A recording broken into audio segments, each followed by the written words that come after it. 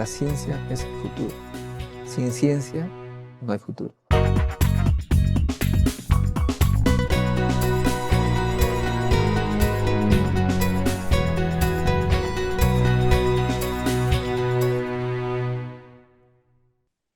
Ahí está. Sí, para ir ganando tiempo. Entonces, el punto. Empieza entonces la exposición de políticas en educación, ciencia, tecnología e innovación. Ok, muy buenas tardes, Modesto, y muchas gracias por la oportunidad.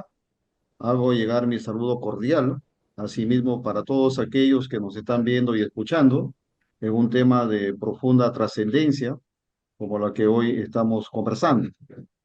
En estos 30 minutos que tengo, voy a tratar de dar a conocer diversos aspectos.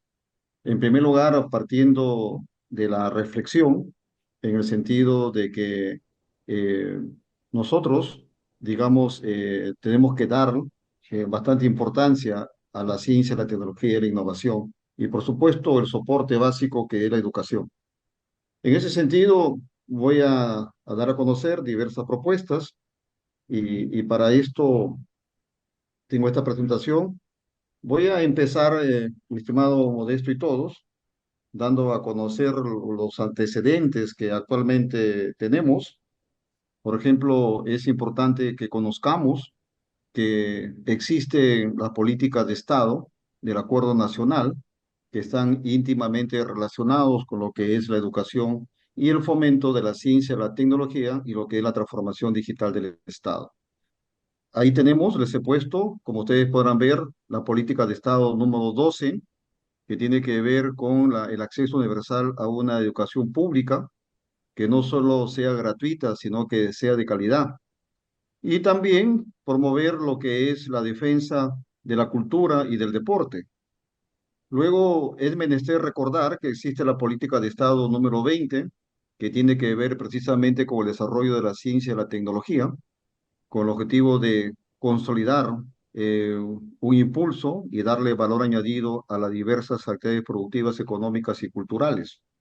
Y por otro lado está la política de Estado número 35, que tiene que ver con la sociedad de la información y del conocimiento. Pero también, así como está el Acuerdo Nacional, tenemos el Plan Estratégico de Desarrollo Nacional del 2025 de ese plan, donde de los cuatro objetivos, acá me he focalizado en dos de ellos.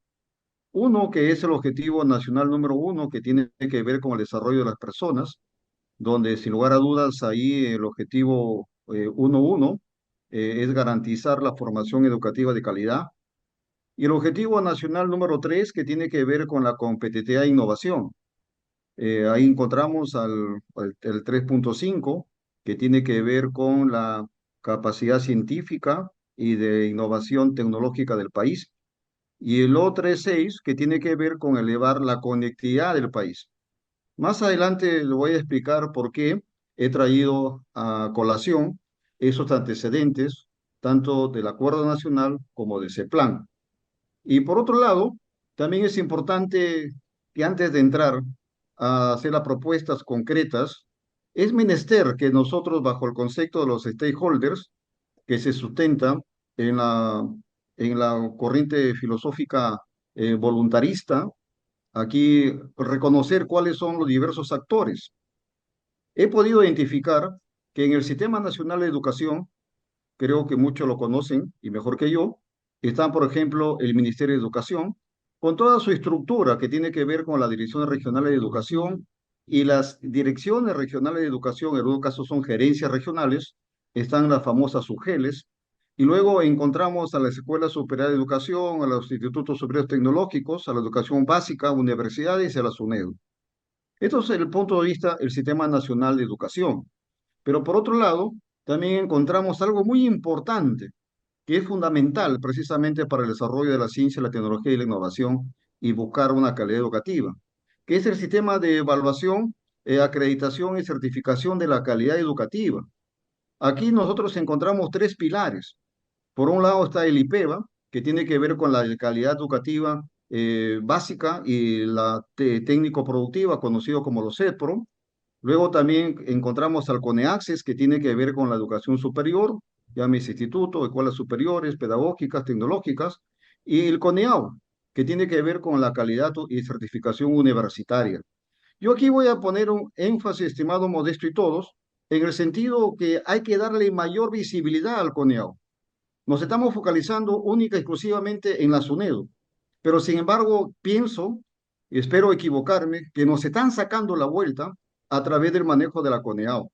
Porque recordemos que la SUNEDU es importantísimo, pero es prácticamente un repositorio de lo que significa el registro de títulos, de grados y licenciaturas. Pero para llegar a esa licenciatura se tiene que pasar por la certificación, que es el CONEAU. Y es ahí que nosotros debemos hacer bastante énfasis y cambios sustanciales. Por otro lado, así como está el Sistema Nacional de Evaluación, Acreditación y Certificación, también encontramos al Sistema Nacional de Ciencia, Tecnología e Innovación, al SINAC-CTI, donde aquí encontramos en el nivel de definición estratégica, como está actualmente estructurado, está el CONCITEC como ente rector y otros que tienen que ver con las comisiones multisectoriales. Y por otro lado, también está el nivel de implementación como Prociencia, Proinnovate, INACAL e Indecopi. Aquí hay una, por ejemplo, Prociencia está el mismo CONCITEC, Innovate, Proinnovate e INACAL están en Produce, e Indecopi que pertenece directamente a la PCM. Y por otro lado está en nivel de ejecución, donde encontramos a las universidades, empresas y también las CITES, que son, en algunos casos han sido muy exitosas, pero en algunos casos también son bastante renuentes a hacer su continuación. Ahora, por ese lado, yo quise poner en contexto, seguramente algunos de ustedes que van a hacer alguna exposición complementaria o mejor dicho, divergente a la mía, ¿por qué no? Van a encontrar otros actores. Por supuesto que hay otros actores de suma importancia, como el caso del Congreso de la República, donde está la Comisión de Ciencia y Tecnología, donde también encontramos a la Comisión de Descentralización, que tiene que ver con el cambio de la LOPE, es decir, la Ley Orgánica del Poder Ejecutivo, y por otro lado también la Comisión de Transportes y Comunicaciones, donde está ahí el tema de la conectividad digital. Y en mi concepto hay que hablar no solo de lo que significa la ciencia y la tecnología, sino también la conectividad digital. Más adelante les voy a presentar una ecuación que yo siempre sigo impulsando y espero que coincida con ustedes, si no también vale discrepar, en el sentido de que es importantísimo que nosotros tengamos en cuenta a todos los actores, como repito, bajo el concepto de los stakeholders. Ahora, dicho lo anterior como antecedentes y presentando algunos actores, fíjense que es importante que en mi concepto definamos el concepto, los objetivos de desarrollo nacional. Porque la ciencia, la tecnología y la innovación, como siempre se ha visto y es en realidad, es un medio para transformar la vida de todos los peruanos y buscar la transformación productiva de nuestro país. Es en ese sentido que con las políticas y actores mencionadas se debe establecer una cadena que genere valor.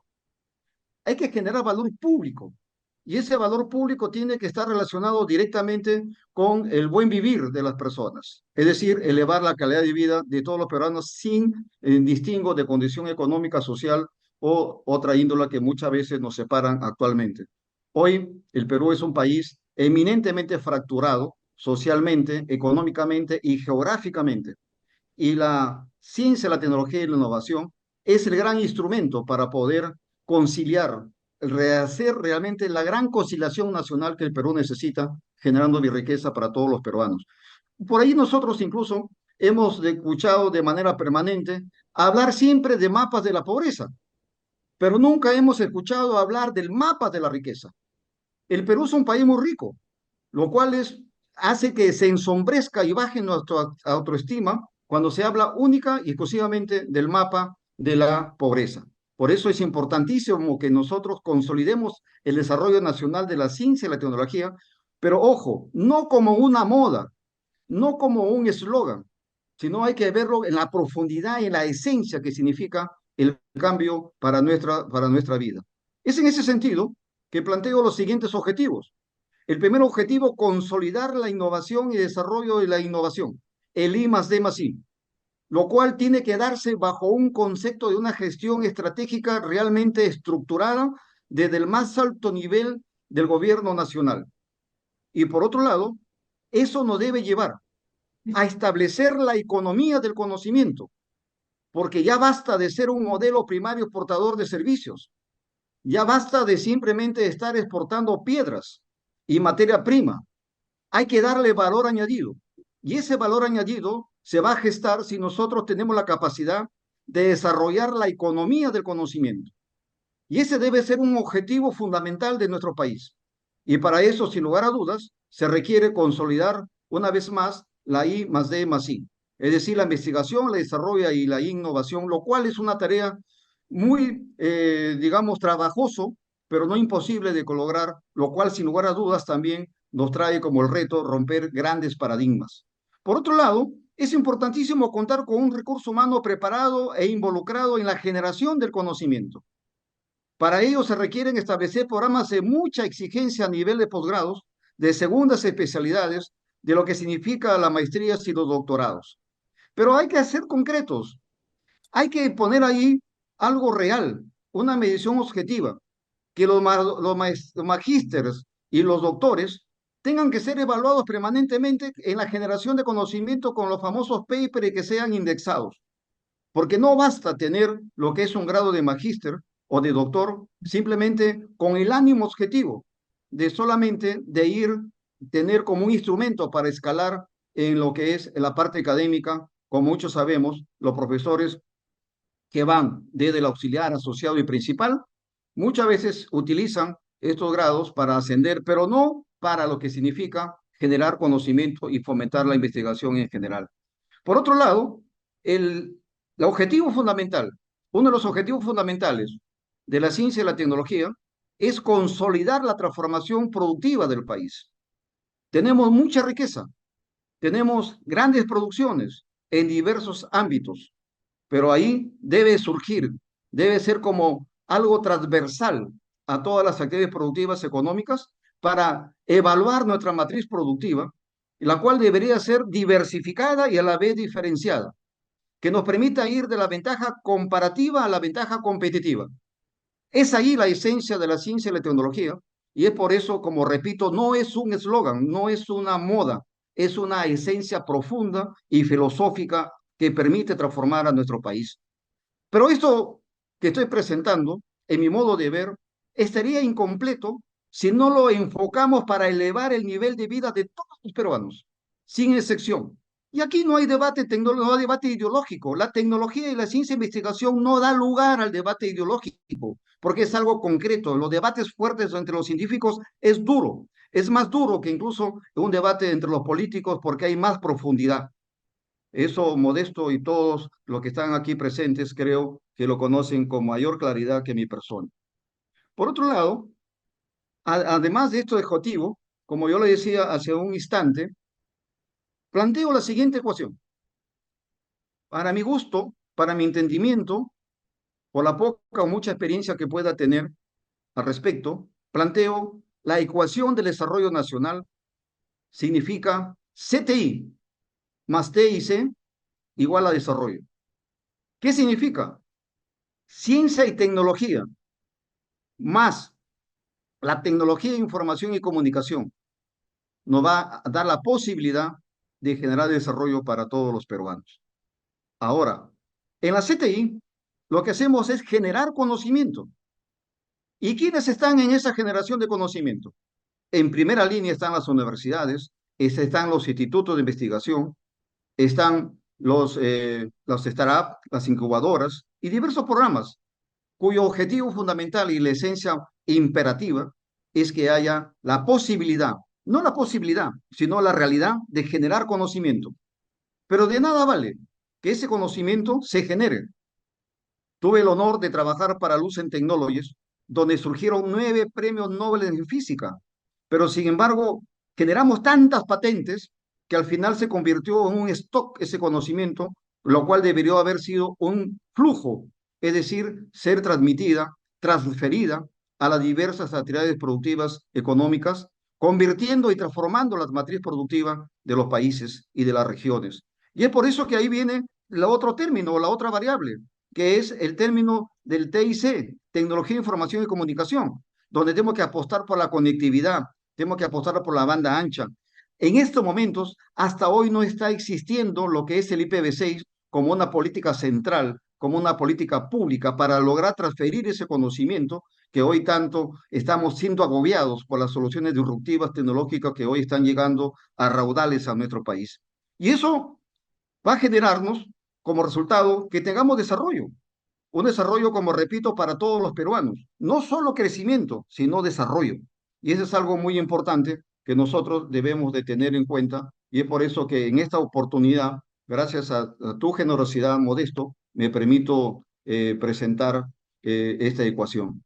Ahora, todo está bien, ¿no es cierto? Pero hay que ir de la palabra a la acción.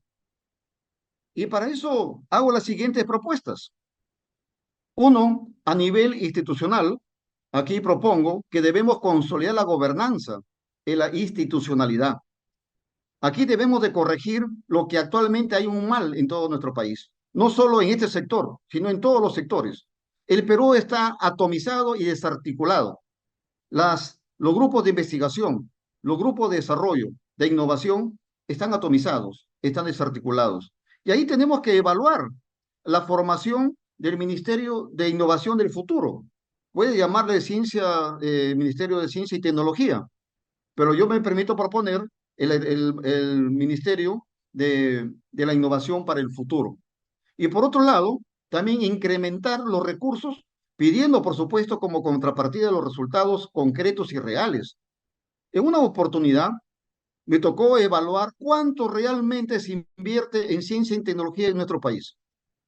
Equivocadamente, creo, solamente se está viendo lo que se está yendo a Concitec, pero no se está evaluando lo que van a las universidades, no se está poniendo lo que van a los institutos superiores tecnológicos y a los institutos de investigación. Ahí hay un recurso muy grande que se está invirtiendo o que se está destinando, pero otra vez no se está teniendo en cuenta. Por ejemplo, en el caso de lo que es agricultura, está el famoso INIA. En el caso de Produce está IMARPE, que son centros e institutos de investigación muy profundos, donde también tienen grandes recursos. Y por lo tanto eso no se está contabilizando. Lo que hay que ver es tener los resultados. Y ahí, por supuesto, tenemos que romper paradigmas. Ahí, por supuesto, tenemos que establecer, ver cómo rompemos esa lógica dominante que hay en las universidades, donde el paradigma, cómo se distribuyen las horas lectivas y las no lectivas, por favor, eso tiene que cambiarse. Las horas lectivas están para la parte académica y las no lectivas para investigación, pero el resultado es, ¿hay investigación por esas horas no lectivas? Y ahí tenemos que poner, mi estimado Modesto y todos, orden. Por otro lado, impulsar la política de patentes. A nivel internacional hay muchas prácticas, hay muchos ejemplos. Yo siempre pongo el caso de Irving Jones, de la Universidad de UCLA, donde desarrolló lo que es el código del CDMA, donde llegó un momento que ganaba 20 millones de dólares solamente por regalías. Y eso debería de servir no solo con el ánimo mercantilista de generar dinero a su favor, sino con el ánimo de aumentar las patentes y de realmente registrar lo que es la creatividad y el desarrollo de nuestra población y de nuestros investigadores. Por otro lado, establecer sistemas regionales de innovación. Ahí hay que consolidar a las regiones para que más allá del famoso CORECITI, el Consejo Regional de Ciencia y Tecnología, hayan los sistemas regionales de innovación donde estén todos los actores, desde la academia, empresas, sociedad civil y, por supuesto, las universidades. Y por otro lado, fortalecer el CNACE y el CENACTI. Ahí tenemos que hacer un trabajo minucioso, quirúrgico, para ver dónde realmente tenemos que hacer los cambios. Yo sí creo que debemos profundizar al CONEAO, ponerle los reflectores y hacer que tenga mayor vinculación con el licenciamiento y la certificación de las universidades. Y por otro lado, establecer observatorios de perspectiva tecnológica, algo que los dictan que debemos de pensar permanentemente para ver hasta dónde estamos yendo, porque estamos yendo contracorriente y en algunos casos estamos yendo de manera lenta. La tecnología va por ascensor, mientras que las universidades van por escalera, en lo que significa la investigación tecnológica. Imagínate un edificio de 20 pisos con un ascensor donde va la tecnología de las empresas tecnológicas de clase mundial y vamos a ir luego los investigadores, las universidades por las escaleras. Siempre va a haber un divorcio muy grande, un desencuentro. Por lo tanto, ahí tenemos que establecer lo que son los observadores de perspectiva tecnológica con una tendencia de clase mundial.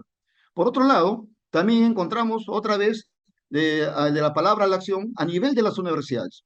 Tenemos que transformar a las universidades. Por supuesto que hay muchos paradigmas que tenemos que respetar, que tenemos que cambiar. Por ejemplo, están los beneficios de los profesores, que hay que respetarlos, sí. Que hay que mejorar la infraestructura universitaria, sí. Que hay que darle laboratorio, sí. Que hay que impulsar las becas internacionales a los alumnos y profesores, sí. Pero para eso tenemos que hacerlo que se convierta en el punto de Arquímedes, que dijo Arquímedes, dame un punto de apoyo y moveré al mundo. En este caso, hay que ese punto de apoyo para fomentar la investigación y desarrollo debe ser las universidades. Las universidades deben ser el punto de Arquímedes para fomentar la ciencia, la tecnología, la innovación y la transformación de nuestro país. Hay que ir por la gran transformación del Estado y del gobierno, y para eso, sin lugar a dudas, se requiere otra gran transformación, como es la transformación digital, que sustente a esa transformación del gobierno. Y por otro lado, también hay que ser exigentes en lo que significa la formación de posgrados. En cierta oportunidad, el año 2003-2004, acá en Lima, hicimos lo que es el tema de Prospecta, conjuntamente con diversas universidades, y se tuvo la oportunidad de traer a un investigador coreano del sur, mire, ya hablo del 2004, donde él nos decía que en Corea del Sur habían 60.000 doctores en ciencias duras, y algo que nosotros nos quedamos sorprendidos, pero con una exigencia de altísimo nivel. Entonces aquí tenemos que ser exigentes, aquí tenemos que enfrentarnos, mi estimado Modesto, con aquellos que ven a la educación como un lujo, como un botín, como algo mercantilísimo, como algo de simplemente de llenarse de dinero, pero no como algo esencial que significa la acción transformadora del país. Y por otro lado, también impulsar la evaluación y certificación y acreditación de la calidad universitaria. Es urgentísimo esto. Si nosotros analizamos cuál es la relación del CONEAU y la SUNEDU, creo que ahí debemos de hacer más cambios, más realistas, y ahí tenemos que ser más duros en el sentido de dar la certificación y la acreditación de las universidades, tanto públicas como privadas. Y por otro lado, a nivel productivo, a nivel productivo, nosotros encontramos que la ciencia y la tecnología debe dar valor añadido a la matriz productiva. La matriz productiva que no solamente sea vista desde el punto de vista tradicional, sino también la no tradicional. Debemos apostar, por ejemplo, por la industria de la mente. La industria de la mente, que significa desarrollar software, significa desarrollar aplicativos, soluciones disruptivas, el manejo de lo que significa el Big Data, darle el valor real al dato, que algo que en el Perú no se tiene. Por ejemplo, hoy estamos escuchando hablar sobre el tema de medir la pobreza, tanto de entre el MIDIS y el INEI, cuando la esencia debería decir cómo recopilar ese dato, porque hay mucha información escondida, por más metodología que cambie, si no tiene la capacidad de recoger esos datos con realidad, tu información siempre va a ser totalmente distorsionada. Y por otro lado, como dije hace un instante, hay que generar una ventaja competitiva, pero que sea diversificada. Ojo, no solo diversificada, sino diferenciada en aquellos que nos generen esa ventaja competitiva, como lo que hoy está ocurriendo con diversos actores. Y por otro lado, impulsar a la CETRAP y también las empresas de base tecnológica. Y ahí tenemos que ver las incubadoras de empresas, ver cómo se les da el tema relacionado con lo que es la parte del apoyo técnico financiero a nivel nacional. Y como repito, ahí hay un triángulo, muchos hablan de la triple hélice, otros hablan de la cuatro a la cuarta hélice, pero sea lo que sea, hay que involucrar a la sociedad civil, a la empresa, al gobierno y a las universidades, con el objetivo de generar precisamente esas empresas de base tecnológica. Y por otro lado, no menos importante, lo cual muy poco lo estamos viendo, tenemos que inventariar, patentar y revalorar los saberes ancestrales. Algo que nosotros hoy no le estamos dando lo que es la importancia de vida cuando vemos que hay mucho por aprender de nuestros ancestros, de los antiguos peruanos. Por ejemplo, tener la tradición hidráulica. La tradición hidráulica en el Perú antiguo ya se manejaba con mucha capacidad, y prueba de ello que aún todavía tenemos el sistema de Tipón en Cusco, el canal de la Chirana en Ica, los acueductos y las galerías filtrantes en Nazca, tenemos el canal de Cumbayo en Cajamarca, tenemos el canal de Racarrumi en Lambayeque. Son tradiciones hidráulicas que hoy tienen que enseñarnos mucho. Incluso si nosotros analizamos los sistemas hidráulicos del Perú antiguo, por ejemplo, vemos de que no habían los famosos desarenadores, porque ellos en sus canales tenían microremolinos y estos saberes hay que verlos. Y estos saberes no solamente desde el punto de vista del manejo hidráulico, sino también desde el punto de vista del manejo de la agricultura, de la ganadería en ese entonces, que eran millones de especies, perdón, de unidades que había en alpaca, de los famosos camélidos, pero también de plantas. Recordemos que el Perú al mundo le ha dado más de 100 variedades de plantas que fueron domesticadas por el peruano antiguo, ya sean medicinales, ya sean plantas alimenticias, estimulantes e incluso industriales. Una de ellas es la tara, que sirve para curtir, por ejemplo, el tema del cuero, que la región de Cajamarca, mi región, es la número uno que exportamos este producto y que genera un dinero para nuestra gente del campo fundamentalmente. Y por otro lado, fíjense que así como tenemos la tradición hidráulica, también, por ejemplo, la arquitectónica. ¿Qué país de Sudamérica puede mostrar la grandeza arquitectónica de nuestro país? Por otro lado, también tenemos los caminos, el famoso Campañán, el Campañán que iba de lo que era de manera transversal y longitudinal, que atravesaba todo el Tahuantinsuyo, que según la doctora Rosa María Rostolowski eran iguales o mejores que los caminos de los romanos. Y algo muy importante, que muy poco se toma en cuenta, es el concepto de la planificación. Ahí muchos le quieren irrogar como un gran aporte a la Revolución Rusa, cuando en el Perú ya existía lo que es el tema de la planificación. Se planificaron los caminos, se planificaron la cosecha, se planificaron lo que es la construcción de lo que es los canales de irrigación, las grandes ciudadelas. Por lo tanto, eso también tenemos que revalorar. Y por supuesto, evitar que nos saquen la vuelta, como en su momento se habla, que hemos perdido mucha ciencia, muchos saberes que lamentablemente no hemos sabido. Inventariar, patentar y revalorar los saberes ancestrales a través de la ciencia y la tecnología va a significar elevar el autoestima de todos los peruanos, va a significar a consolidar nuestra identidad nacional, va a significar como causa de estas dos variables que elevemos la productividad de los peruanos, algo que según dicen, espero con mucho lamento, he escuchado y preocupación, que 3 peruanos productivamente hacen por un chileno, o un chileno hace por 3 peruanos desde el punto de vista productividad. Y es ahí que nosotros tenemos que hacer un gran trabajo, elevar el autoestima de todos los peruanos. Y el peruano en realidad constituye uno de los principales actores de nuestro país. Estoy cumpliendo con el tiempo, mi querido Modesto, y les agradezco y muchas gracias por haberme escuchado y a todos, porque me diste o nos ha dado a todos media hora. Muchísimas gracias y me gusta siempre ser puntual y gracias por haberme escuchado. Muchas gracias a todos. La ciencia es el futuro. Sin ciencia no hay futuro.